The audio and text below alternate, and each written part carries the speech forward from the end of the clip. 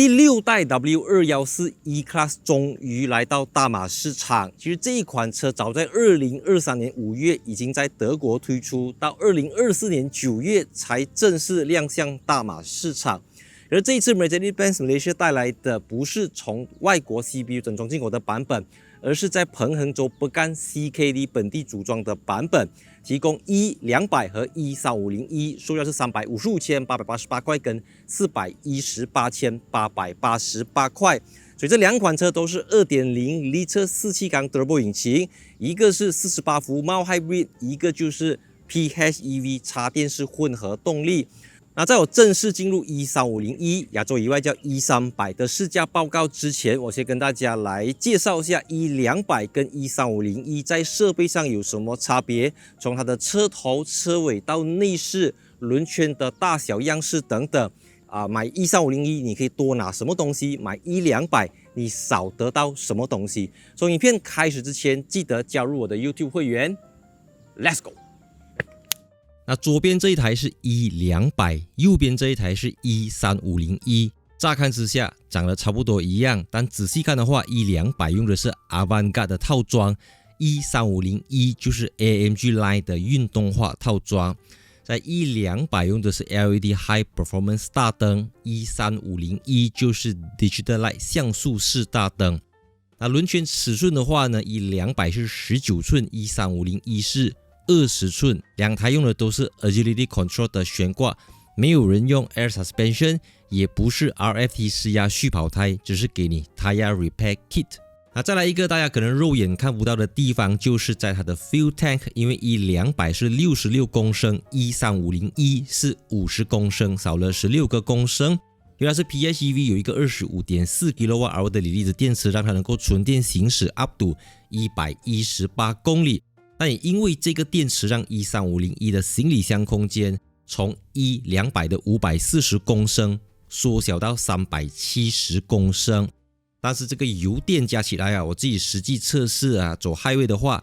油加电可以走一个682公里，加慢一点点可能可以去到700公里。那值得一提的是 E3501 也是 Mercedes-Benz Malaysia 史上第一款支援 DC 快充的 PHEV， 它支援55 kW 的 DC 22分钟充到 80%， 半个小时充到 100%， 11 kW 的 AC 2个小时可以充到满。第6代 Mercedes-Benz E-Class 基于 MRA2 的后驱平台打造，从前轴到驾驶舱的距离就能够知道它是一个重置引擎后轮驱动平台的车子。那车型上呢，它有4种车型 ，W214 就是 4-door Sedan，V214 是长轴距版本，在一些市场特别提供，然后 S214 就是 Wagon Touring 旅行车版本，还有一个打叉 X214 就是 All Terrain 全地形版本。所以你注意到吗？它有标准轴距版，它有长轴距版，它有旅行车版，它有全地形版本，但就是没有 Coupe 双门版本。因为来到第6代的 E-Class 呢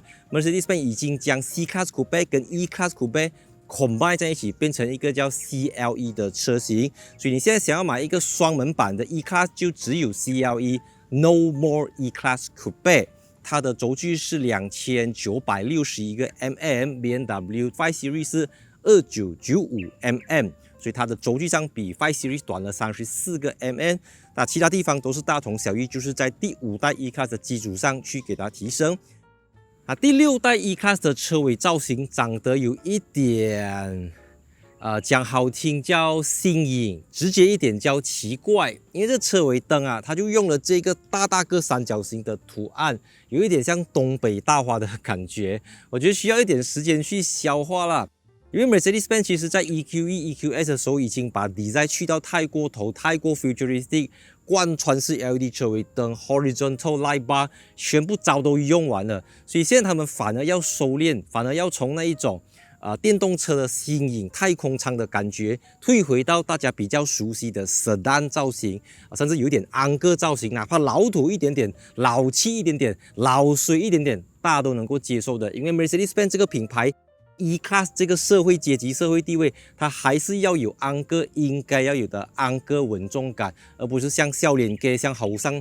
仔这样子去跟人家秀自己的纹身这样子 ，right？ So 呀，你买到 E200 跟 E3501 尾灯都是一样的，差别是 rear bumper 因为13501这边就多了很多的 chrome， 但注意哈，它2个 exhaust pipe 都是 Fat Vents 假的，你蹲下去看它是双出排气管，那200呢就是单出排气管。所以 overall 也欢迎留言分享你对这一代第6代 W214 E-Class 车尾造型的看法。W214 13501的后排，那每一代的新 E-Class 都会比上一代的 E-Class 加宽一点、加长一点，这是没变造诶，不加宽难道变窄咩 ？Right？ 只是差别是啊，来到2024、2025年，现在13501的售价是418,888块，然后这个 EQ 13550 Plus 呢是429,888块，所以基本上呢，虽然这个车子比 EQ 13550 Plus 多了更多的头部空间。也没有多很多，你知道吗？其实，然后它又有这个2片式的玻璃车顶，然后中间这边又凸上来 ，cancel， OK， 然后它中间这个地板底下是凸上来，是凸这么高，也就是说这台车子它只可以载2个人 ，cancel。也就是说，这台车子它只可以载2个人，因为你想象一下，我现在坐在中间这边哈，我的腿是要开到这样子，或者我要放到这样子，就比之前还要更加的高，因为可能是它要放 differential， 后轮驱动或者是电动马达的那些 cable 等等都放在这边，所以我觉得这个非常影响后排的乘坐体验。那冷气出风口的话呢，后面这边有2个 air vent， 但是它居然不可以调整冷气的温度跟风扇大小，它没有 aircon 的 panel。就是2个眼睛1个嘴巴这样这样子啊，你看这个脸，然后下面给你2个 USB 的接口，然后更令我 surprise 的是呢，它的 pillar， 它的垫这边居然没有 air vent， 因为通常每次我们讲到这种 executive 的 E segment， 比如说 C-Class 3 Series 没有很正常 ，right？ 可是当我们讲到 E-Class 5 Series 的时候，通常这边都会有一个 air vent， 就是变成4个冷气出风口。可是我这样看，不可能车顶有冷气出风口吗？没有，所以就我会觉得。这什么来的？会有那种感觉。那我拍完了影片之后呢，就如往常的到网上去找素材来做参考。这个时候我就发现到英国版的这款 E-Class 后面居然有 proper 的 aircon panel， 而且它的柱子那边还有 air vent， 所以很明显这个 aircon panel 跟 air vent 呢，它纯粹是地方性，就是本地的代理商这样子去 spec， 不是说它 globally 就是这样子。然后空间宽大，我觉得这个是非常小幅度的提升。然后这个东西是手动的，通常是7 Series S Class 才会电动的， but it doesn't matter 啦，这个东西扶手有，然后椅子要放倒，不可以把它放下来？不能啊，这 sedan 哦，你要去后面拉，你只可以拉这个下来罢了，中间这一搞，所以你可以伸手去后面拿你的东西，这样子啦，就是这样子。车厢里面的话呢，E200和 E3501 用的都是 12.3 寸的仪表板，跟是 4.4 寸的 Central Display， 差别是 E3501 多了一个 12.3 寸的 Front Passenger Display， 还有 Burmester 的 4D Surround Sound System。那相比较 EQE 跟 E-Class 呢，它们在硬体上的差异是比较小的。首先，它们都有 Passenger Display， 然后中控台萤幕看似都一样，但最大的差别就是在于 EQE 跟 EQA 它是整片的，包括电子仪表板。然后这个 E-Class 呢，就把它变成是独立单独一块，就跟旧款的车型一样。这个看起来虽然比较走倒退车，可是它确实是比较实用。有时候东西就到那边就好了的嘛，你不要再多了就 over 了，懂吗？东西就是你上车你抓着 setting 你要用到的东西就是那些东西吧，你做到几分析都没有用的，我们就是要找到那些 button 这么简单而已。但硬的东西差别不大，软的东西差别就非常非常之大，因为它用的就是 Mercedes-Benz 家族最新的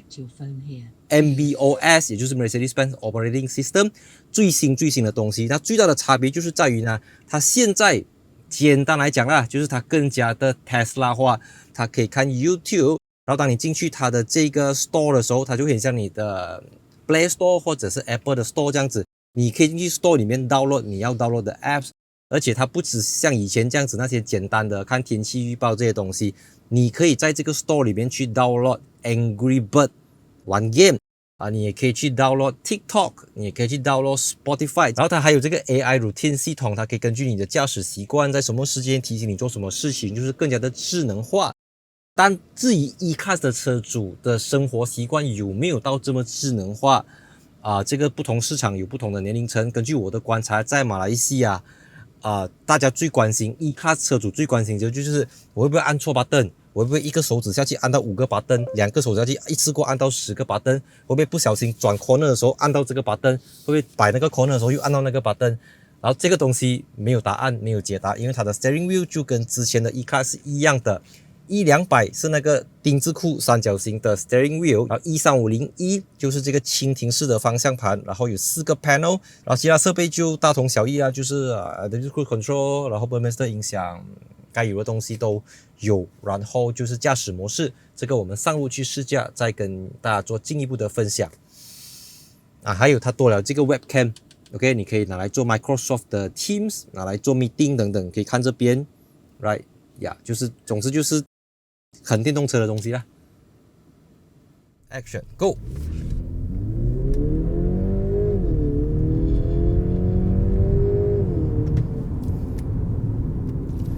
Right， so 这一台 Mercedes-Benz E350E 呢，它的 2.0L 4气缸 Turbo 引擎，加入电动马达和锂离子电池之后，它综合动力来到313个 PS， 跟550 Nm， 0到100 6.4秒，也就是跟 EQE 350 Plus 那个单马达后马达后轮驱动的 EQE 350 Plus 一样，都是0到100 6.4秒。说6.4秒放在2024年，其实是一个相当普通。Cancel 相当普通的一个加速动力表现。那关于 Mercedes-Benz 的这个 EQE 350E 呢，其实我在上一次试驾C350E 的时候，我已经有体验到这样子的感觉，因为整体来讲，他们